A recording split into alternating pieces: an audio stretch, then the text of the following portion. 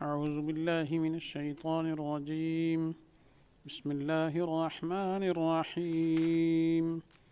والوالدات يرضعن أولادهن حولين كاملين لمن أراد أن يتم الرضاعة وعلى المولود له رزقهن وكسوتهن بالمعروف لا تكلف نفس إلا وسعها لا تضار والدة بولدها ولا مولود له بولده وعلى الوارث مثل ذلك فإن أرادا فصالا عن تراض منهما وتشاور فلا جناح عليهما وإن أردتم أن تسترضعوا أولادكم فلا جناح عليكم إذا سلمتم ما آتيتم بالمعروف واتقوا الله واعلموا أن الله بما تعملون بصير. صدق اللہ العظیم.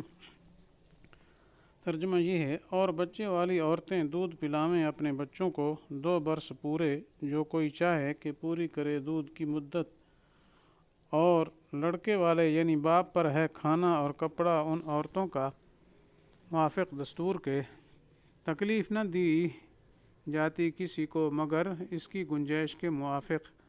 نہ نقصان دیا جاوے ماں کو اس کے بچہ کی وجہ سے، اور نہ اس کو جس کا وہ بچہ ہے یعنی باپ کو اس کے بچہ کی وجہ سے، اور وارثوں پر بھی یہی لازم ہے.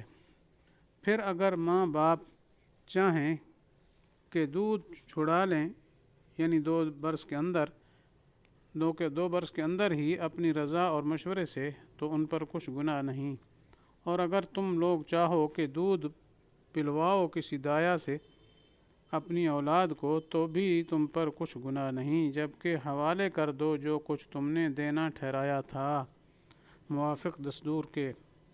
اور ڈرو اللہ سے اور جان رکھو کہ اللہ تمہارے سب کاموں کو خوب دیکھتا ہے. والوالدات یرضعن اولادہن، یہاں سے رضاعت کا مسئلہ، دودھ پلانے کا مسئلہ شروع ہو رہا ہے. تو پہلے طلاق کا مسئلہ بیان ہوا، اور پھر بعد میں دوبارہ پھر طلاق، عدت وغیرہ کا مسئلہ آ رہا ہے. تو درمیان میں رضاعت کا مسئلہ بیان فرمایا جا رہا ہے. رضاعت کا معنی دودھ پلانا ہوتا ہے. تو وجہ یہ ہے کہ بعض دفعہ یہ ہوتا ہے کہ طلاق جب عورت کو ہو جاتی ہے تو بعد میں بچوں کی پرورش اور دودھ پلانے یا پلوانے کے معاملات میں جھگڑے ہو جاتے ہیں. اس بنا پر درمیان میں یہ احکام بیان فرما دیے گئے. تو پہلے یہ فرمایا والوالدات یرضعن اولادہن، یعنی عورتیں اپنے اولاد کو دودھ پلائیں. 2 سال کے اندر اندر مراد ہے، کیونکہ حولین کاملین ہے. مقصد یہ ہے کہ عورتیں جو ہے دودھ پلانا ان کو لازم ہے جی، لیکن اگر کوئی اور انتظام ہو سکتا ہے تو پھر کیا بہتر ہے، لازم نہیں ہے. اگر کوئی عذر ہے، مثلا عورت بیمار ہے یا کمزور ہے، تو پھر کسی اور سے پلا لیں جی. تو یہ اسی صورت پر ہے جب کہ اور پلانے والے نہ ہوں. تو دیانتاً بہرحال اس پر واجب ہے کہ دودھ پلائے، اور کوئی عذر نہیں ہے اس کا جی، تو خواہ مخواہ ایسی جان بوجھ کر دودھ نہیں پلاتی تو پھر گناہ گار ہوگی. اور اگر نکاح میں جب تک ہے تو پھر اس کا یہ اپنا فریضہ ہے، اجرت معاوضہ بھی خامن سے نہیں لے سکتی. دوسرا، اس حدیث سے یہ معلوم ہو گیا، اس آیت سے یہ معلوم ہو گیا کہ مدت رضاعت 2 سال ہے جی. تو مطلب یہ جب تک کوئی عذر نہ ہو جی تو بچے کا حق ہے، اس کی مدت پوری کرنی مناسب ہے. البتہ 2 سال کے اندر اندر دودھ جو پی لے گا وہ تو کیا ہے، حرمت کا سبب بھی بنے گا، اس سے محرمیت بھی ثابت ہوگی جی. اور البتہ یہ ہے کہ اگر 2 سال پورے ہونے کے بعد بھی بچہ انتہائی کمزور ہے، دودھ کے علاوہ دوسری خوراک بھی اس کو نقصان دیتی ہے فرض کرو، یا کوئی اور عذر ہے مثلا، تو عذر کی بنا پر 2.5 سال بھی امام ابو حنیفہ رحمہ اللہ کے نزدیک پلایا جا سکتا ہے. لیکن 2.5 سال کے بعد بہرحال ماں کا دودھ پلانا کسی صورت میں جائز نہیں ہے، ناجائز ہو جاتا ہے. آگے فرمایا وَعَلَى الْمَوْلُودِ لَهُ رِزْقُهُنَّ وَكِسْوَتُهُنَّ بِالْمَعْرُوفِ، کہ یہ جو خرچہ ہے ماں کا جی دودھ پلانے والی کا، تو یہ کس پر ہے؟ باپ کے ذمہ ہے. تو مولود لہو فرمایا گیا، یوں نہیں فرمایا وعلی الوالد، حالانکہ مراد والد ہی ہے، لیکن انداز ایسا قرآن پاک میں اپنایا گیا جی کہ جس کا بچہ ہے، یعنی وعلی المولود لہو، جس کے لیے بچہ جنا گیا، ایک تو یہ ہے کہ نسبت بچے کی باپ کی طرف ہوتی ہے، اسی وجہ سے نسب جو ہے بچے کا باپ سے ہی ثابت ہوتا ہے، یعنی باپ کی قوم کی طرف وہ منسوب ہوتا ہے، جس قوم کا باپ ہوگا بچہ بھی اسی قوم کا شمار کیا جائے گا۔ تو اس وجہ سے کہ اور بچہ جو ہے چونکہ اس کا ہے، تو اب اگر اس پر خرچہ آ رہا ہے عورتوں کا، اس کی دودھ پلانے والی ماں کا، یا اس کے کپڑے وغیرہ آ رہے ہیں، تو اس کو پریشان نہیں ہونا چاہیے بلکہ اپنی ذمہ داری سمجھنی چاہیے، اس لیے یہ کیا ہے اختیار فرمایا گیا۔ تو بہرحال خرچہ اس کے ذمہ ہے، تو عورت جب تک اس کے نکاح میں ہے یا عدت میں ہے پھر تو خرچہ باپ پر ہے ہی ہے جی۔ لیکن اگر کوئی صورت ایسی پیش آ گئی کہ طلاق ہو گئی اور عدت گزر گئی اور بچے کو ابھی بھی دودھ کی ضرورت ہے، اب اس کے بعد یہ خرچہ تو باپ کے ذمہ نہیں ہوگا عورت کا، کیونکہ پہلے تو زوجیت کی وجہ سے خرچہ اس کو دیا جا رہا تھا، لیکن اب جو ہے وہ اس کی زوجہ نہیں رہی ہے، عدت بھی گزر گئی ہے، تو اب اس کو اجرت دینی پڑے گی، کس کی؟ رضاعت کی، دودھ پلانے کی اجرت دینی پڑے گی۔ آگے یہ فرمایا لا تکلف نفس الا وسعها، کسی نفس کو جو ہے اس کی وسعت سے زیادہ جو ہے وہ تکلیف نہیں دینی چاہیے۔ تو اس سے اشارہ اس بات کی طرف ہے کہ خرچہ جو دیا جائے گا نا دودھ پلانے والے کا جی، تو وہ خرچہ مناسب ہوگا، یعنی جس قسم کا حال ہے خاوند کا یا بیوی کا، تو اس مالی حالت کو دیکھ کر ہی خرچہ دیا جائے گا۔ اگر دونوں امیر گھرانے کے ہیں، وہ خاوند بھی اور جس کو طلاق دی ہے بیوی کو وہ بھی، تو پھر خرچہ بھی کیا ہے اسی قسم کا دینا پڑے گا جو دودھ پلا رہی ہے، کہ خرچہ امیروں والا دینا پڑے گا، جیسے امیر گھرانوں میں کھانا پینا کپڑے ہوتے ہیں اسی قسم کے دینے پڑیں گے۔ اور اگر وہ دونوں غریب ہیں تو پھر غریبانہ طرز کا دینا پڑے گا۔ البتہ یہ ہے کہ اگر دونوں کیا ہے امیر نہیں ہیں، مثلا مرد امیر ہے اور عورت غریب ہے، تو پھر بعض علماء تو کہتے ہیں درمیان پھر دینا پڑے گا، نہ غریبوں والا نہ امیروں والا، درمیان۔ لیکن راجح قول حناف کا یہی ہے اور اکثر فقہا کا فتویٰ اسی پر ہے کہ نہیں، خاوند کی حیثیت چونکہ امیرانہ ہے لہذا اس کے ذمہ ہی خرچہ ہے، تو لہذا وہ خرچہ ایسا ہی دے۔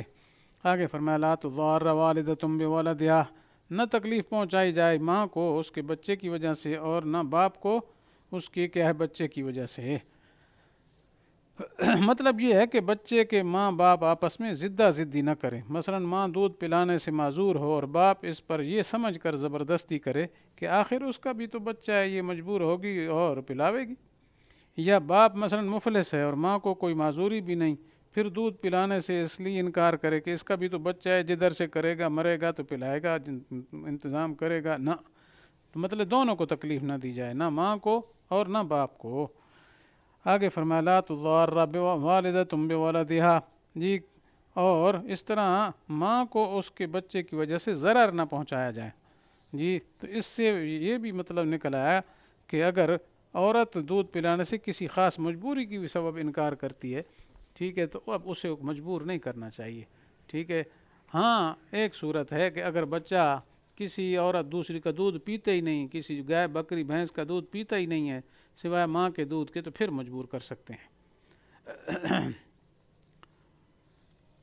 وعلی الوارث مثل ذلک، آگے یہ فرمایا کہ یہ خرچہ تو ہوگا باپ پر، لیکن اگر باپ زندہ نہیں ہے، باپ فوت ہو گیا، بچہ یتیم ہے، تو پھر وارث پر جو ہے اسی طرح خرچہ اس کو دینا پڑے گا، وارث کے ذمہ ہے، دودھ پلانے کا نظام سارا وارث ہی کرے گا۔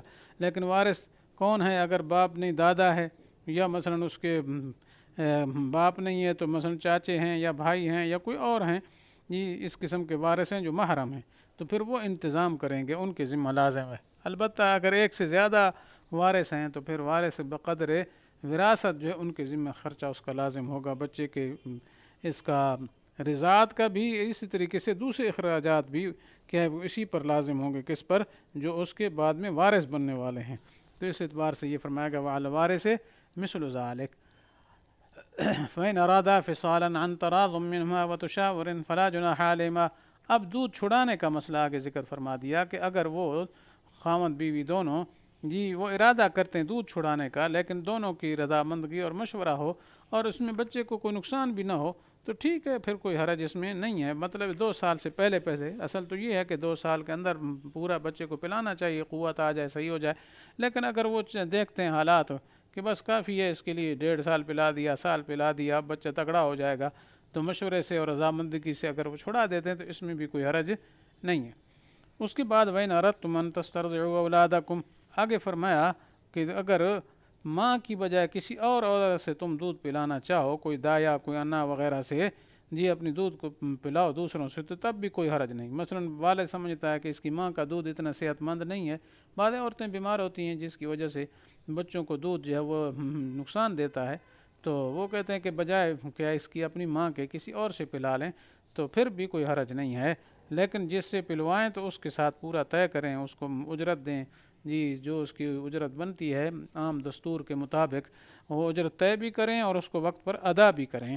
تو یہ چند احکام رضاعت کے اللہ تعالیٰ نے یہاں بیان فرما دیے، لیکن آگے آخر میں اللہ تعالیٰ قرآن پاک میں جیسے پیچھے آپ دیکھ رہے ہیں مخصوص انداز چل رہا ہے کہ قانون بیان کرنے کے بعد عمل کو آسان کرنے کے لیے جی اللہ تعالیٰ ایسے الفاظ بیان فرماتے ہیں کہ انسان جو ہے اس الفاظ کو دیکھ کر پابندی کرنا اس کے لیے آسان ہو جاتا ہے، کہ یہ بتایا جاتا ہے کہ اللہ تعالیٰ سب کچھ جاننے والے ہیں، دیکھنے والے ہیں، تمہارے معاملات ہیں، تو اس لیے اللہ تعالیٰ کا خوف دلایا جاتا ہے، اس لیے فرمایا واتقوا اللہ واعلموا، اللہ سے ڈرو، اللہ تعالیٰ تمہارے اعمال سے کیا ہے دیکھنے والا ہے، باخبر ہے، یعنی اللہ تعالیٰ سے ڈرتے رہو اور یہ سمجھ لو کہ اللہ تعالیٰ تمہارے کھلے چھپے ظاہر غائب کو پوری طرح دیکھ رہے ہیں، اور وہ تمہارے دلوں کے مخفی حالات اور نیتوں سے باخبر ہیں۔ اگر کسی فریق نے دودھ پلانے یا چھڑانے کے مذکورہ احکام کی خلاف ورزی کی یا بچے کی مصلحت کو نظر انداز کر کے اس بارے میں کوئی فیصلہ کیا تو وہ تو سزا کا مستحق ہوگا۔ یہ معنی نہیں کہ خالی اللہ تعالیٰ دیکھ رہے ہیں چلو کوئی نہیں اچھی بات ہے، نہیں، مقصود یہی ہوتا ہے کہ ڈرانا مقصود ہوتا ہے۔ تو یہ رضاعت کے احکام بیان فرمائے گئے، اللہ تعالیٰ سے دعا ہے کہ اللہ تعالیٰ ان احکامات پر صحیح چلنے کی توفیق نصیب فرمائے۔ وآخر دعوانا ان الحمد للہ رب العالمین۔